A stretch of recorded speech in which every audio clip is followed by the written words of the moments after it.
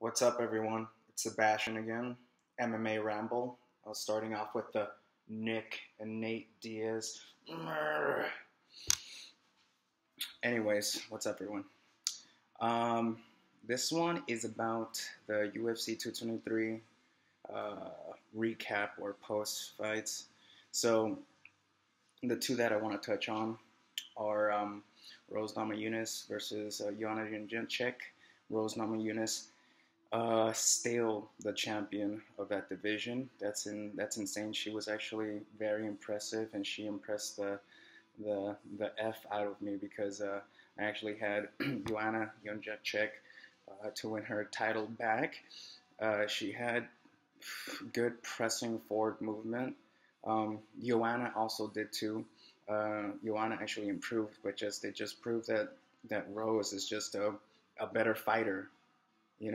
Whether it's fortunately or unfortunately, it depends on who you talk to. But man, Rose is a force to be reckoned with. She looked really good, and she took some damage. She's not afraid to get hit, and she doesn't really get bothered by being berated by all those punches that Joanna had, and she was punching Rose with all types of angles and stuff like that. And she was cutting angles. She was moving forward. She just couldn't. It's that range that Rose knows how to use very well, and I underestimated that for this fight. But I also want to finally touch on Khabib Nurmagomedov versus Al Iaquinta. I have issues pronouncing his last name because I don't know if it's more of a Latin-based name, but Iaquinta or Iaquinta. Um, I Personally speaking, I actually enjoy the fight a lot. The one thing that bothers me the freaking most is, I have to say, I was actually bothered a lot by Joe Rogan's comments too, criticisms of Khabib just striking with him.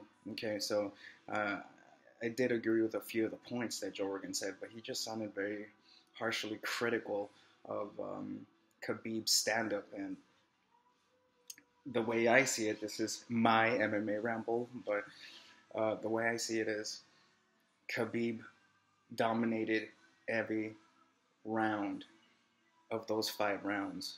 He didn't finish him, but it almost seemed like he didn't want to finish him. He wanted to see, he was just experimenting, testing himself to see if he could actually last these 5 rounds, just doing stand-up with this guy. And Al Iaquinta, just because he's not ranked in the top 10, I believe, it doesn't matter. He's 25-0 for a reason. There's always a chance to lose, but I would imagine that Khabib is smart enough to realize and know when he's in danger. And I don't think he felt threatened enough, even with the power that Al had. And his craziness, I don't think he felt threatened enough to actually get hurt. You can get hurt at any time, but I don't think he felt that threat. And he felt comfortable enough to just implement some of the striking that he's been practicing at AKA. And he didn't look like the greatest striker in the world, but think about that. A grappler that feels comfortable enough to strike, very, very similar to GSP and Ben Askren. Granted that GSP has actually pretty crisp striking, but Khabib, he didn't look horrible. He was jabbing the shit out of Al Iaquinta's face, and Joe Rogan's talking shit about it. Like, dude, he was winning every fucking round, and not just winning, he was dominating every fucking round. So this harsh criticism of Khabib's stand-up, it was really just irritating the shit out of me as I was like watching this live. So he dominated every round. He won the whole fight. It was a unanimous decision, and hats off to Al Iaquinta for taking literally a 1-day notice fight, against pretty much the most dominant lightweight champion to date.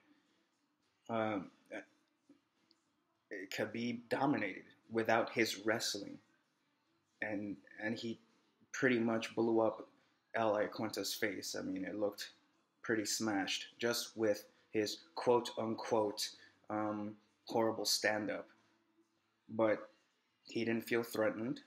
He he felt comfortable enough to just start, testing himself and experimenting with different movements.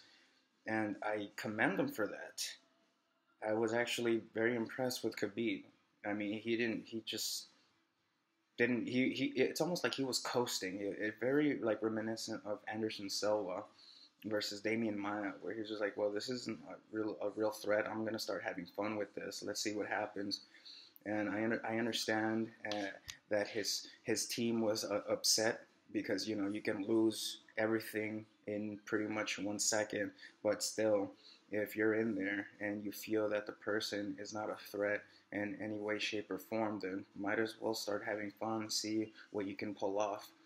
And I commend him for that. So everybody talking shit about Khabib's stand-up or ability to just try to experiment, you guys are full of shit, because that's what some of the best fighters in the world are made out of. They start just testing themselves in the moment.